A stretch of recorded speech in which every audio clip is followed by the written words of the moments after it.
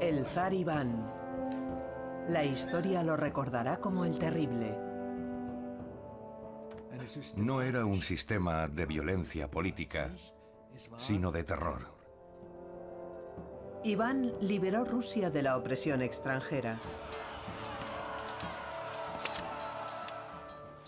Los historiadores soviéticos consideraban a Iván como un paladín, un líder fuerte que plantó cara a la corrupción oficial y a la explotación.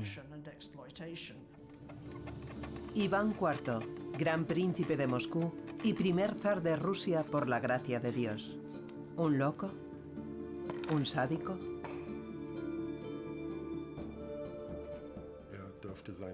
Debía de sentir placer al torturar a las personas.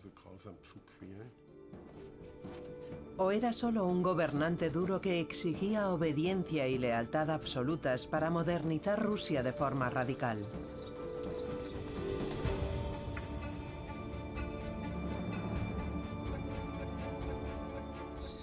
Ese hombre era un intelectual. Para su época, un intelectual de alto nivel. Iván el Terrible.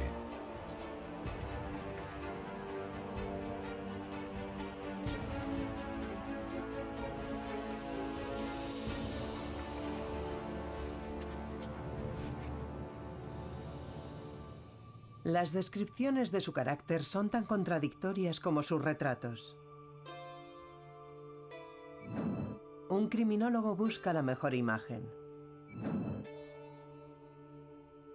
Su misión es crear un perfil psicológico del zar. Hasta ahora los cronistas han representado a Iván IV de acuerdo con las leyendas que todavía hoy se siguen recordando. También han influido en el analista de la Policía Judicial de Bremen. Está claro que era una persona polifacética, una mente versátil. Para mí, como criminólogo, lo más importante es la parte criminal. El investigador examina documentos escritos por el propio Iván. Su primera impresión es que el zar era extraordinariamente erudito e inteligente. Iván nace en 1530 en Moscú. A los 3 años pierde a su padre, el gran príncipe Basilio. 5 años más tarde muere su madre, Elena, probablemente envenenada. Tras la muerte de su madre, la nobleza gobierna en nombre del huérfano Iván. El deber de los boyardos es protegerlo. Pero en realidad lo maltratan.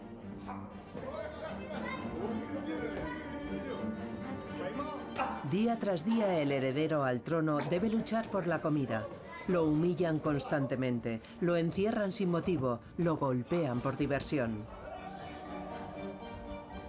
Iván es como una espina para los boyardos, que preferirían verlo morir lentamente. Pero Iván sobrevive. Más adelante utilizará este periodo para justificar la brutalidad y el terror. Pasó toda su infancia temiendo por su vida. No podía estar seguro de que no fueran a echarlo a un pozo y dejarlo morir. Heidi Kasner es psiquiatra forense. Intenta comprender crímenes terribles analizando la infancia de sus autores. Se sentía impotente. No podía huir de esa situación por sus propios medios. Estaba a merced de sus maltratadores y lo sabía. En 1953, el arqueólogo ruso Mikhail Gerasimov modeló las facciones del zar a partir de su calavera. Un escáner tridimensional digitaliza y construye una copia del busto. Se está preparando el primer retrato robot de Iván IV.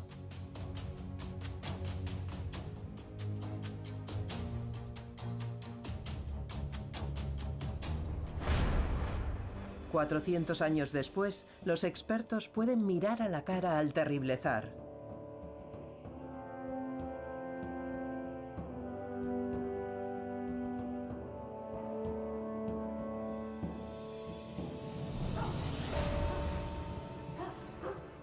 A los 13 años, la impotencia de Iván se convierte en ira. Es consciente de su poder y contraataca. Azuza a una jauría de perros contra el jefe de los boyardos. Estos lo despedazan. Por primera vez, el maltratado Iván es capaz de infundir terror. Pronto se hará adicto a esa sensación. Los perros que utiliza para despedazar personas siguen sus órdenes. Son una extensión de su brazo, un yo externo. El temor que infunde confirma que es él quien manda. Aunque no es él quien los despedaza, son sus perros, los perros siguen sus órdenes. Su falta de escrúpulos también escandaliza a la Iglesia Ortodoxa rusa. Iván es más duro y valiente de lo esperado. Sobrevivirá y llegará a ser el gran príncipe de Moscú. Van a tener que entenderse con él. Un monje sabio y severo recibe la misión de educar moralmente a Iván y prepararlo para su vida como zar. El futuro zar aprende a leer y escribir leyendo la Biblia. En las Sagradas Escrituras el joven busca algo que alivie su espíritu tras una infancia llena de malos tratos. Iván descubre la legitimidad de su familia. Su abuela materna era la sobrina del último emperador bizantino, auténtica sangre azul. Desde entonces, el joven está convencido de que ha sido elegido por Dios. ¿Y este es Jesús? No, este es Juan el Bautista y esta es vuestra abuela, Sofía Paleóloga. En los países ortodoxos, la cooperación entre el gobernante y el cabeza de la Iglesia siempre ha sido especialmente cercana.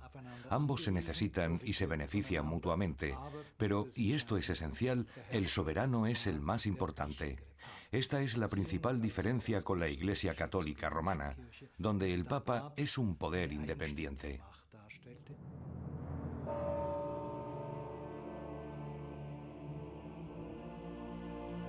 Durante los siguientes años, el joven crece bajo la estricta supervisión moral de la Iglesia. A los 17 años, Iván se casa con Anastasia Romanovna, la hija de un boyardo. Según los testimonios contemporáneos, la búsqueda de una novia fue especialmente intensa, con 1500 candidatas. Hasta su muerte 13 años más tarde, Anastasia fue la compañera más leal de Iván. Tenía una influencia tranquilizadora en su carácter irritable. Un familiar cercano de Anastasia fue el antepasado de los Romanov, la dinastía de zares que conservó el trono hasta el siglo XX. La Iglesia incita a Iván a reformar el país. Tras la boda, libera al Estado y la sociedad de leyes centenarias y anacrónicas. Con Iván y Anastasia, Rusia entra en una nueva era.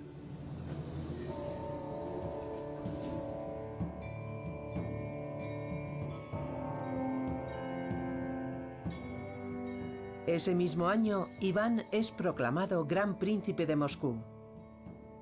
Es el primer gran príncipe en adoptar el título de zar del Imperio ruso. De acuerdo con la tradición bizantina, sobre él llovieron monedas de oro. Ahora Iván debe hacer algo grande para consolidar su poder. Los principados rusos llevan más de 3 siglos sometidos a los jinetes mongoles. Una y otra vez, los musulmanes destruyen ciudades y pueblos y saquean sus iglesias. Una victoria sobre los mongoles convertirá a Iván en un héroe, pero necesita un truco para sorprender al enemigo.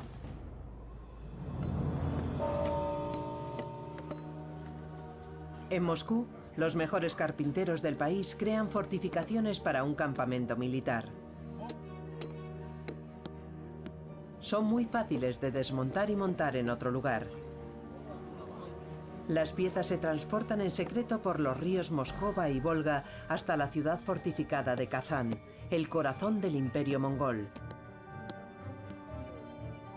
Durante la noche los rusos levantan un fuerte.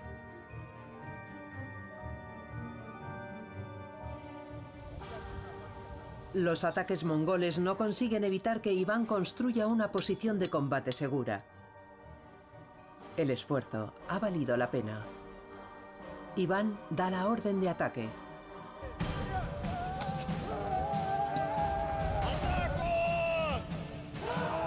En campo abierto las hordas mongolas son invencibles, pero en un espacio cerrado es otra cosa. Encerrados entre la ciudad y el río, no consiguen desarrollar su potencia habitual, tal y como Iván había planeado.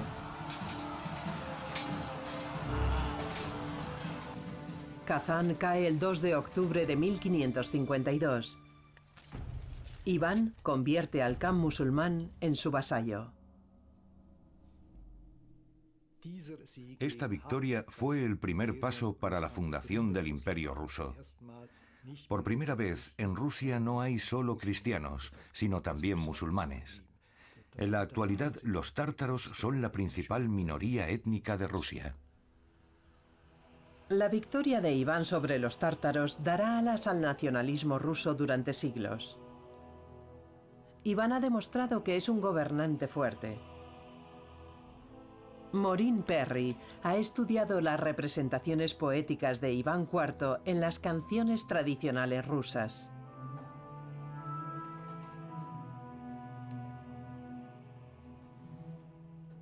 Para los campesinos, el zar es una fuerza positiva, aunque sea autocrático y poderoso, pues está de su parte contra los funcionarios corruptos y los nobles decadentes.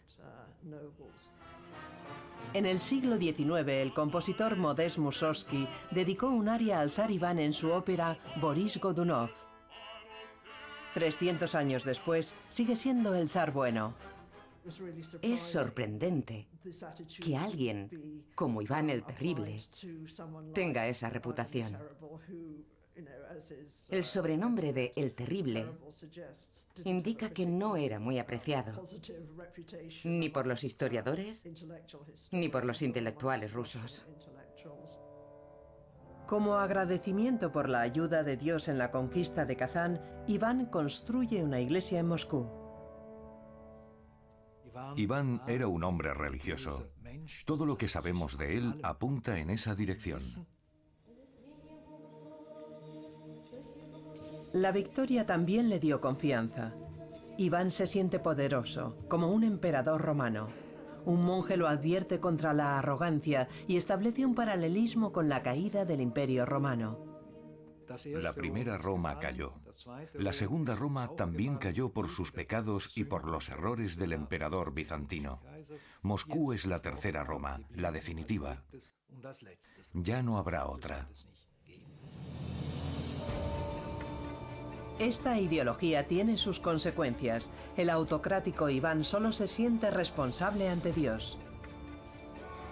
En la primera mitad de su reinado moderniza las leyes y la administración. Es implacable con la corrupción, crea un parlamento de nobles y se rodea de amigos que lo aconsejan. Pero ya hay indicios del fenómeno que lo hará famoso. Ve traiciones por todas partes. Sus juicios son radicales y sangrientos. La mera sospecha es suficiente.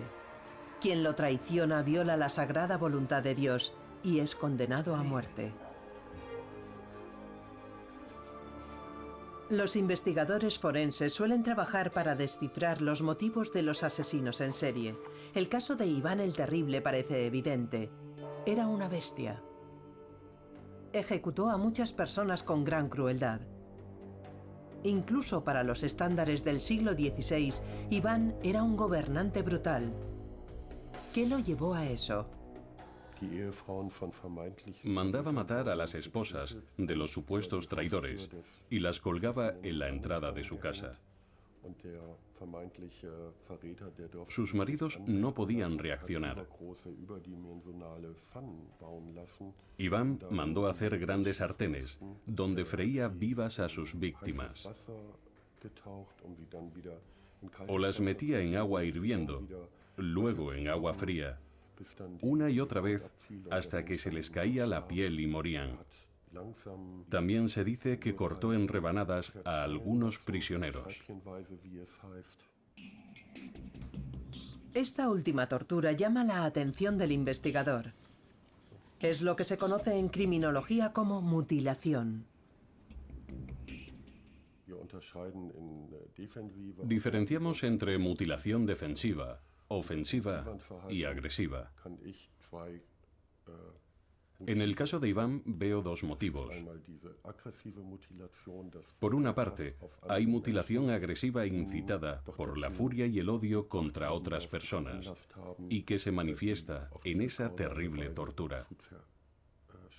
Por otra parte, es posible que obtuviese placer sexual al realizarlo muy lentamente. A pesar de su poder casi ilimitado, son los traumas de su infancia los que dictan su pensamiento y sus hechos.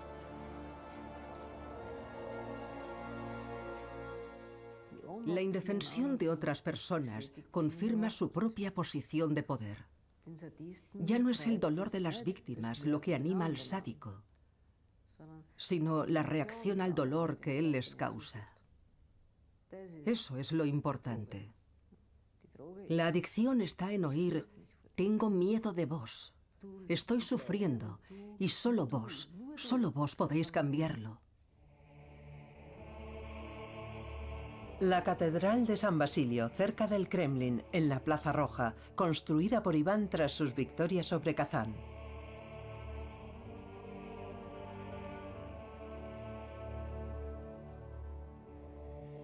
Aquí, hacia 1940, otro déspota descubrió su simpatía por el temido zar.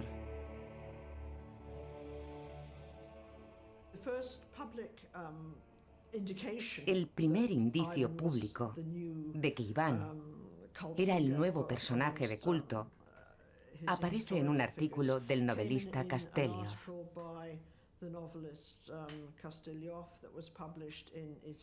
Se publica en Izvestia, un diario de alcance nacional,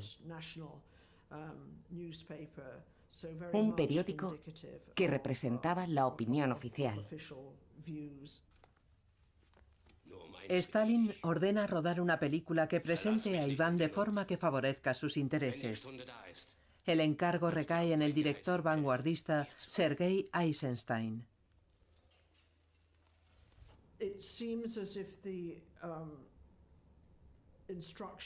Parece que Eisenstein recibió instrucciones vagas.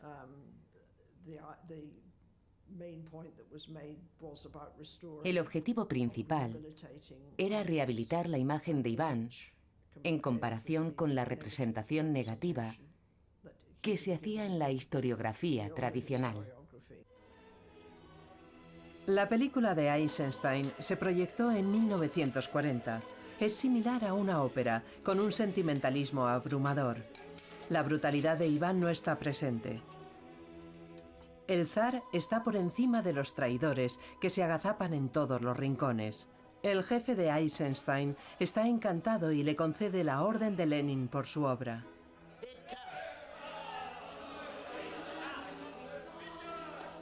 Nadie se sorprende por la simpatía que el dirigente comunista siente por el rey. El paralelismo entre ambos tiranos es evidente.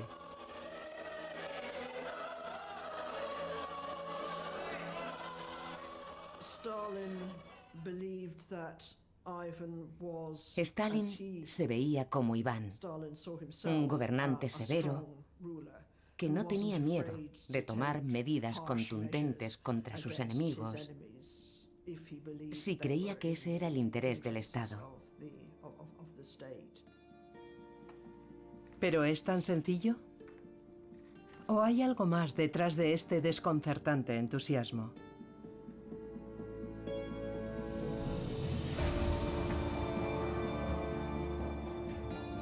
Iván tiene éxito y el pueblo lo adora. Antes tenía que contar con la Iglesia y con el Parlamento de nobles, pero ahora quiere el poder absoluto para poder aplicar reformas importantes. Una nobleza de servicio formará la base de la nueva administración nacional, que actúa en favor del gobernante. Para atraer a los nobles necesita con urgencia tierras para feudos, y para eso deberá limitar el poder de los boyardos. En torno a 1560, su esposa y confidente Anastasia cae gravemente enferma. Ningún médico puede ayudarla. Iván sospecha que la han envenenado y culpa a los poderosos príncipes de su imperio.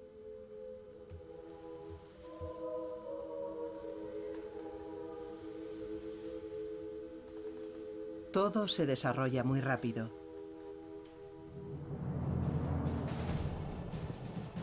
Los tártaros se rebelan. Al sur, Astracán se alía con los tártaros de Crimea y moviliza sus fuerzas contra Rusia. Iván envía a sus cosacos.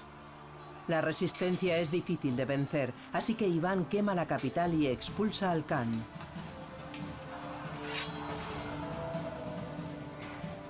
Los mongoles ya no pueden impedir que Iván expanda su poder. El camino a Siberia está libre. Pero la Iglesia Ortodoxa exige expulsar a los musulmanes de Crimea. Y por si eso fuera poco, los boyardos quieren cambiar la estricta jerarquía de los príncipes en los tribunales. El clero y la nobleza, ninguno tiene en cuenta que Iván, con casi 40 años, es un gobernante inteligente, por no decir maquiavélico, y los sorprenderá a todos. En 1560, Anastasia muere tras una larga enfermedad. Aunque no hay pruebas del envenenamiento, Iván ejecuta a algunos nobles. En el siglo XX, los forenses logran demostrar las sospechas del zar. Los huesos de Anastasia contienen grandes cantidades de mercurio, arsénico y plomo. Iván nunca se recuperará de la muerte de su amada esposa y su única confidente. Presentaba cierta empatía con otras personas en sus sentimientos hacia su primera esposa. Era la única persona de la cual no sospechaba. Debía de confiar en ella ciegamente, pues siempre se describe su comportamiento amoroso y afectivo con ella. Después de su muerte, el carácter del zar empeoró. La pérdida debilita a Iván y el dolor dura 3 largos años. Entonces hace algo que resulta incomprensible para sus contemporáneos. En diciembre de 1563, el zar decide abandonar la corte. Los tesoros más importantes se cargan en trineos.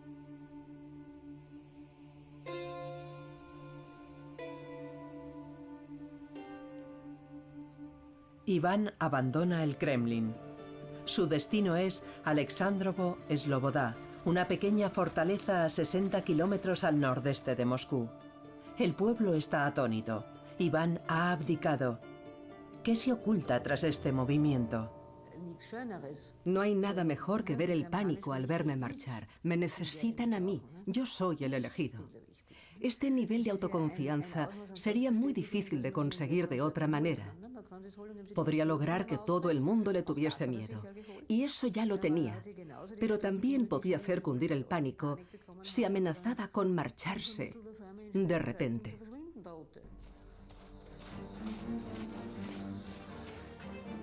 Iván se pasa 2 meses en un exilio autoimpuesto, evitando todo contacto con Moscú. Y espera. Su plan da resultado.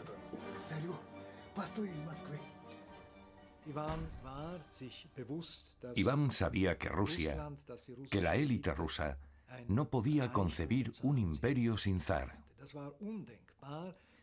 Era inimaginable.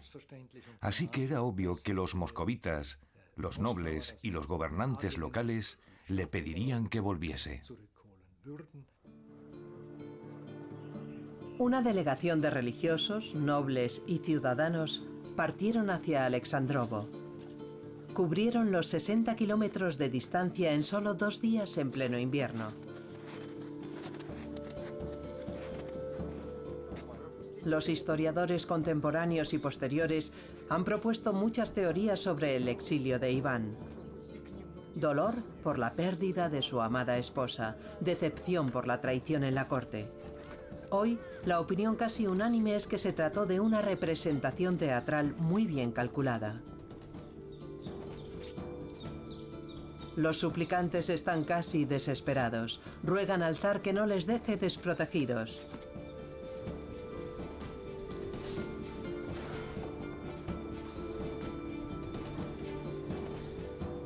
Iván el Táctico reacciona según sus planes.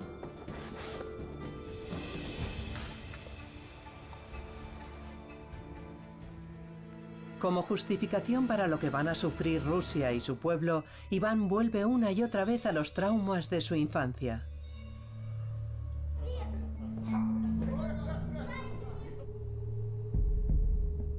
Y a la sed de venganza.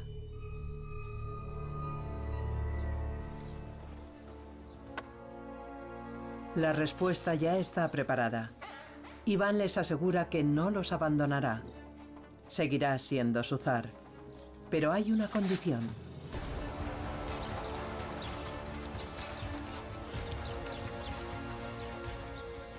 El zar tendrá más poder que antes, así como grandes extensiones de tierra.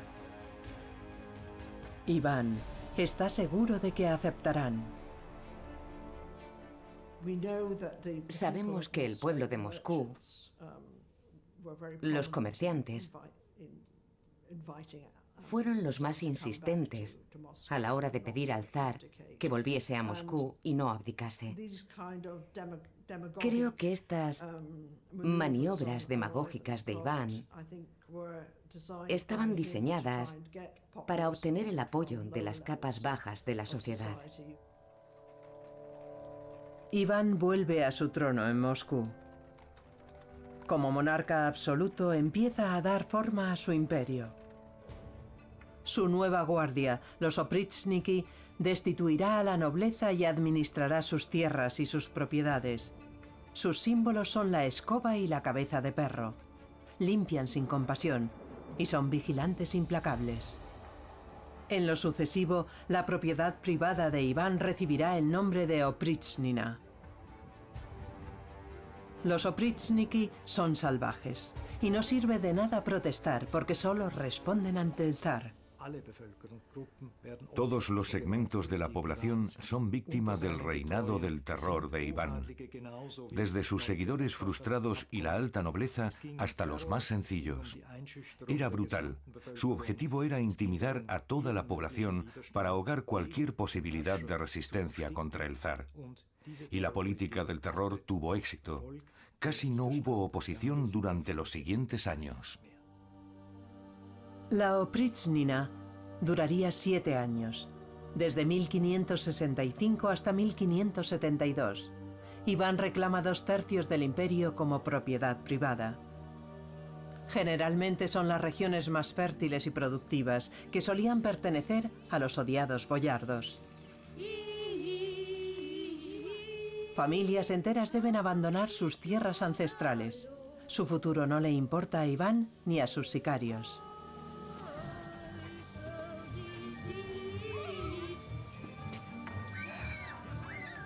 El ejército privado del zar contaba con 1500 efectivos. Para ser oprichnik era imprescindible no haber tenido nada que ver con los boyardos en el pasado. Los soldados vivían en comunidades separadas y reguladas, como los monjes, y no podían tener relación con el exterior.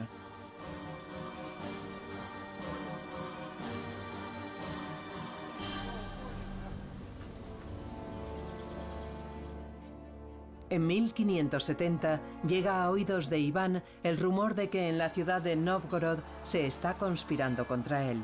Entonces su furia se desata de una manera inaudita.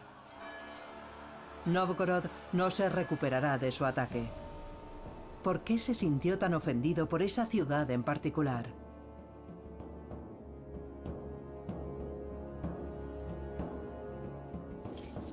Los habitantes de Nóvgorod podían hacer algo que para la Rusia agraria representaba un trabajo especializado. Para eso necesitaban la corteza de un árbol en particular. Para obtener la mejor corteza de abedul, buscamos bosques mixtos de hoja caduca sin pinos, con álamos, serbales y alisos. Al crecer el abedul dirige la copa hacia arriba, buscando la luz, y el tronco es liso, sin ramas. Al principio del verano, la corteza rojiza es muy fácil de extraer.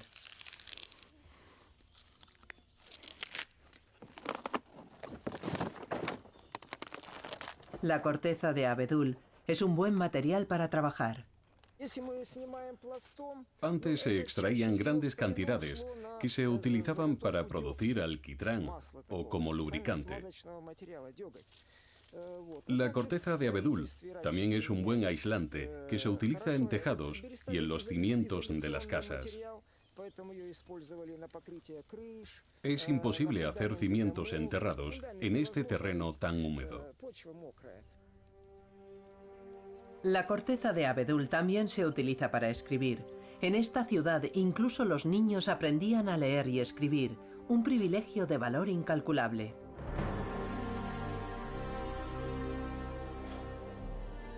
Nóvgorod era una ciudad próspera que destacaba sobre el resto. Sus arcadas y sus espléndidas iglesias siguen recordando su antigua riqueza. Iván IV debía de sentir envidia.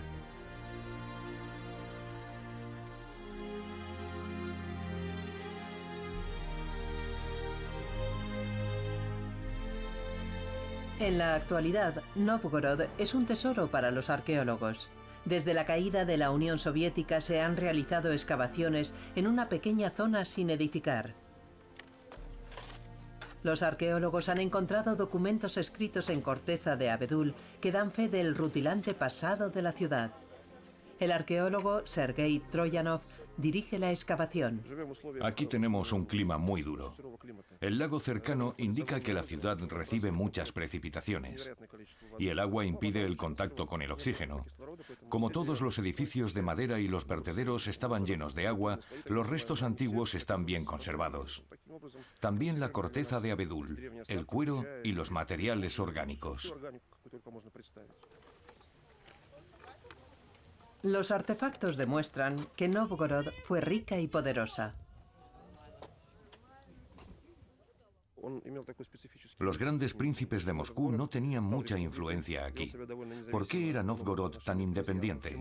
¿De dónde venía la riqueza que le permitía tanta libertad? Los documentos escritos en corteza de abedul nos dan una respuesta y nos indican por qué Iván odiaba esta ciudad privilegiada. El terreno pantanoso no era apto para la agricultura, la actividad predominante en el resto del imperio. Pero los ciudadanos de Nóvgorod tenían algo más y tuvieron mucho éxito. Vestían mejor que los habitantes de otras regiones de Rusia y tenían mejor educación.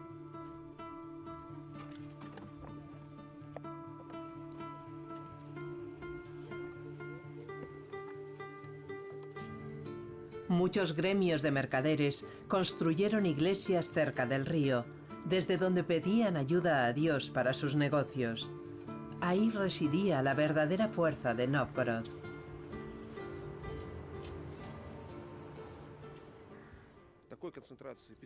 Los numerosos documentos en corteza de abedul nos muestran que Nóvgorod comerciaba con países lejanos. Sus mercaderes tenían buena relación con Europa y no prestaban mucha atención a Moscú.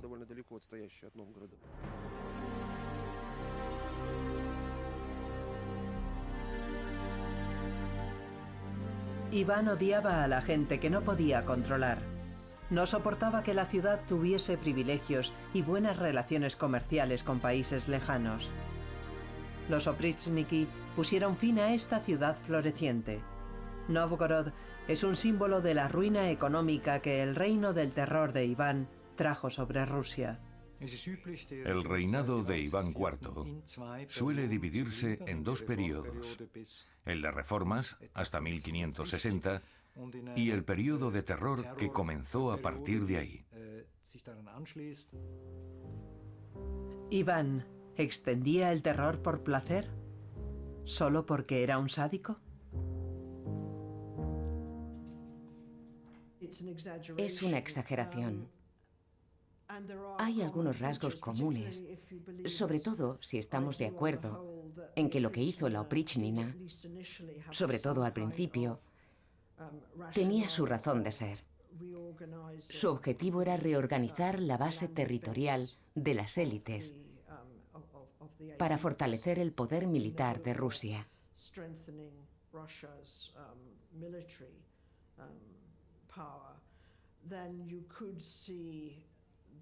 De ese modo, el proyecto es coherente con algunas de las medidas de reforma de la década de 1550. ¿La reforma por el terror? ¿Era eso lo que fascinaba a Stalin? Perry ha analizado la visión política de Iván IV.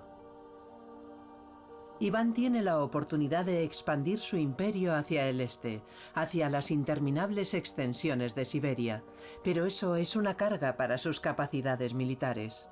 Las estepas infinitas siguen en manos de jinetes nómadas. En los años siguientes, los tártaros hacen repetidas incursiones, llegando incluso a Moscú. Las cosas son diferentes al oeste. Iván se concentra en un nuevo enemigo, la Orden de los Caballeros Teutónicos del Báltico. Exige el pago de tributos. Su abuelo conquistó la ciudad de Dorpat y los caballeros la utilizan desde entonces. La provocación surte efecto. En aquel momento, los caballeros de la Orden Livona, que habían sido la fuerza dominante en la costa del Báltico, pasaban por un periodo de decadencia, y las potencias de la región intentaban aprovecharse de la situación para reforzar sus posiciones. Si Moscú lograba acceder al Báltico, aumentaría su prestigio como potencia emergente en Europa. El Báltico, acceso al mar. Mucho antes de Pedro el Grande, Iván tenía objetivos comerciales concretos: la apertura hacia Europa Occidental. Un puerto sin hielo durante todo el año sería una ventaja incalculable. ¿Son los puertos sin hielo del Báltico un posible motivo para que un comunista encargue una película sobre un monarca como Iván IV? La escena de la coronación con el juramento al pueblo ruso lo revela.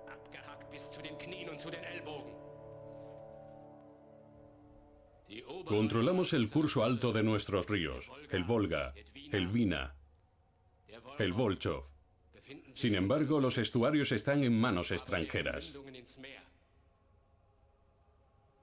Nos arrebataron la tierra de nuestros ancestros, nuestro solar ancestral. Por eso hoy recibo la corona como soberano de esas tierras rusas que, para desgracia nuestra, sufren bajo el dominio extranjero.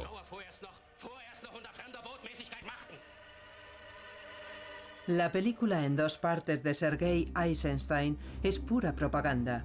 El pacto entre Hitler y Stalin da al dictador carta blanca para anexionar los estados bálticos, pero... Stalin todavía era marxista, y muchos de sus asociados también eran marxistas. Por lo tanto, no iban a admitir que querían tomar los estados bálticos porque habían formado parte del imperio y ellos eran los sucesores del zar. Sobre todo teniendo en cuenta que los bolcheviques siempre habían condenado las actitudes imperialistas y colonialistas del imperio. La película deja claro a ojos del pueblo que el Báltico ha sido ruso desde la antigüedad. Solo estamos recuperando lo que es nuestro. y se abrirá un camino hacia el este. Hay un paralelismo con los movimientos de Stalin hacia el Báltico para recordar al pueblo que los intereses de Rusia en el Báltico se remontan a la época de Kiev y que también Iván los había manifestado. En 1940, Stalin consiguió sus puertos libres de hielo al anexionar los estados bálticos de Estonia y Lituania. Stalin logró lo que Iván no pudo mantener a largo plazo.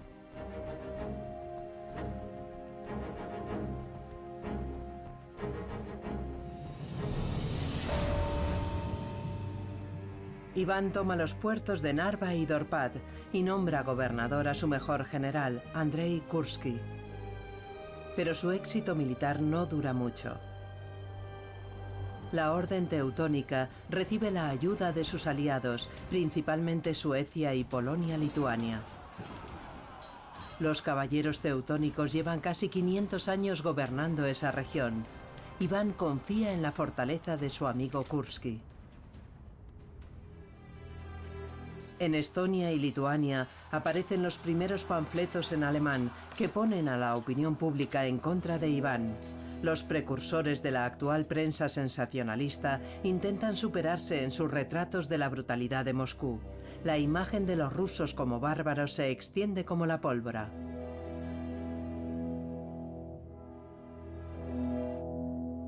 El historiador suizo Andreas Kappeler ha estudiado esos panfletos. A ellos debemos la imagen de Iván IV que todavía sigue vigente. Es una descripción influenciada por los países vecinos, Livonia, Polonia, Lituania y en parte Suecia, que la utilizan como propaganda contra Rusia. El retrato dura mucho tiempo y la imagen negativa de Iván se consolida. Tras sus victorias iniciales, Iván regresa a Moscú y deja la guerra en manos de su confidente y amigo Kursky. Pero el militar le causa una amarga decepción. Kursky deserta al enemigo, las tropas aliadas de Polonia y Lituania.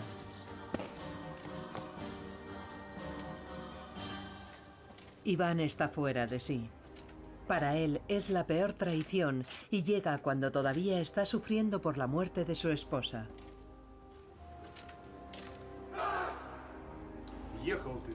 Sus cartas reflejan sus sentimientos. Iván acusa a Kursky de decepcionar y abandonar a un amigo, pero también al gobernante que Dios ha elegido para Rusia.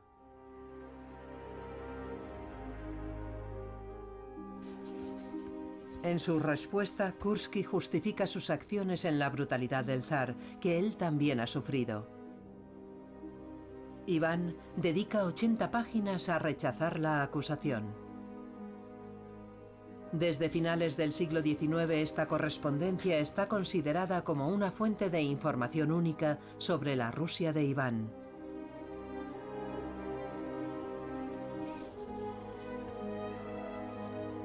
En la década de 1970 surgieron dudas sobre la autenticidad de estas cartas. Yo también tengo mis dudas, aunque solo sea porque sería muy raro que un soberano escribiese a un noble caído en desgracia para justificar su legitimidad. Por otra parte, Iván nunca se expresó en tanta extensión. Según esta teoría, la correspondencia entre Iván IV y Kursky nunca tuvo lugar. Sin embargo, las cartas encajan con los relatos de los testigos contemporáneos y confirman los prejuicios de su tiempo. En conjunto, los panfletos y las cartas han logrado que el nombre del zar Iván IV vaya seguido por el sobrenombre de El Terrible. El nombre El Terrible se popularizó en el siglo XVIII. Es una mala traducción de la palabra rusa Grozny, que significa estricto, pero no tiene una connotación negativa. Cada época crea el imaginario que necesita. A diferencia del revolucionario Lenin, cuya estatua sigue adornando muchas ciudades rusas, Iván IV se convirtió en el prototipo del tirano brutal tras la caída de Stalin. Durante la glasnost de Gorbachov, los historiadores liberales de la oposición querían ir más allá en su identificación de Stalin con Iván el Terrible para deslegitimarlo. La imagen negativa de Iván se había convertido en una forma muy eficaz de condenar a Stalin.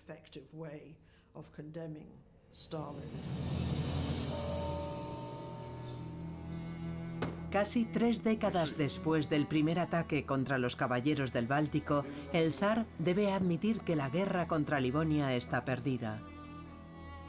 La orden teutónica se ha disuelto y sus territorios se han repartido entre Dinamarca, Suecia y Polonia. Los nuevos gobernantes presentan una resistencia feroz ante Iván hasta que el rey de Polonia, Esteban Báthory, impone un tratado de paz al que el zar, desgastado por la guerra, debe acceder. Aquí muere el sueño de Iván de acceder al Báltico y comerciar con Europa occidental. Ahora queda solo la antigua ruta, desde el Mar Blanco, bordeando el Cabo Norte durante los pocos meses que no hay hielo. Iván tenía visiones políticas muy valientes. Incluso llegó a decirse que quería casarse con la reina Isabel I de Inglaterra. Aunque eso parece improbable, sí es cierto que quería casarse con una inglesa. Tenía facilidad para ver las posibles ventajas, pero probablemente subestimaba las dificultades. Iván se casó varias veces con nobles rusas, pero quería que el heredero al trono fuese su hijo mayor, Iván Ivanovich, nacido de su amada Anastasia. Padre e hijo tenían mucho en común, pero las cosas no salieron como esperaba. Tras varias décadas en el trono, las sospechas y el miedo a la traición habían convertido a Iván en un paranoico. Perdía el control con mayor frecuencia cada vez.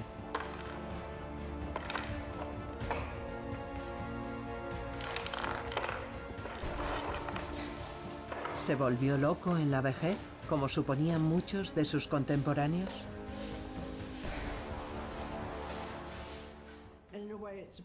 En cierto modo es una excusa para no estudiar la historia en profundidad, para no buscar otros factores, otros patrones, para limitarse a decir, no hay ningún patrón, es una locura.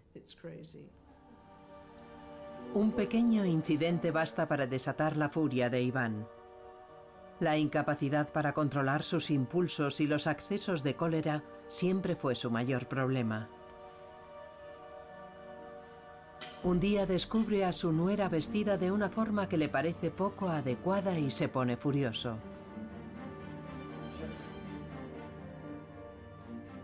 Iván Ivanovich defiende a su esposa frente a su padre. La situación empeora. Iván golpea a su amado hijo hasta la muerte, privando así a Rusia de un heredero al trono capaz.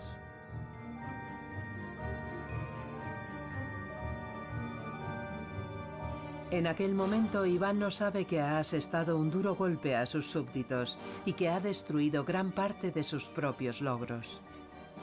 Solo su hermano puede sucederlo en el trono, pero padece un retraso mental. El asesinato de su propio hijo es materia de debate para psicólogos y artistas. ¿Cuánta fuerza y cuánta ira hacen falta para matar a un hijo? La pérdida del control lleva a curiosas formas de arrepentimiento. Es algo que veo una y otra vez cuando alguien muere y el responsable es un familiar cercano. Frecuentemente, la furia, el odio y la agresividad hacen posible el suceso. Después llega el pensamiento racional. acompañado por actividades de retractación simbólica, que van desde cubrir el cuerpo a colocar objetos religiosos junto a él. Cuando encontramos el cuerpo, es casi como una capilla ardiente. La muerte de su hijo destruyó a Iván y puso en peligro el futuro del imperio. Iván fue su última víctima.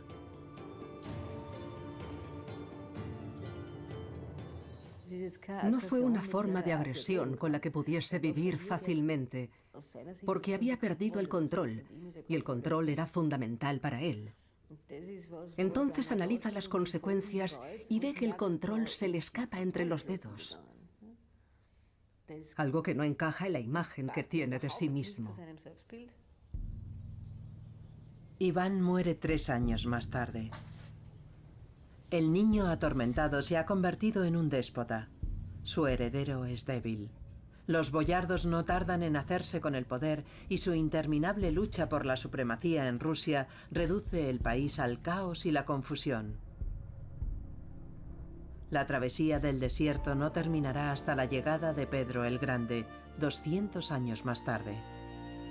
El zar Pedro logra lo que Iván había soñado y destruido con su brutalidad y su locura: modernizar y estabilizar Rusia.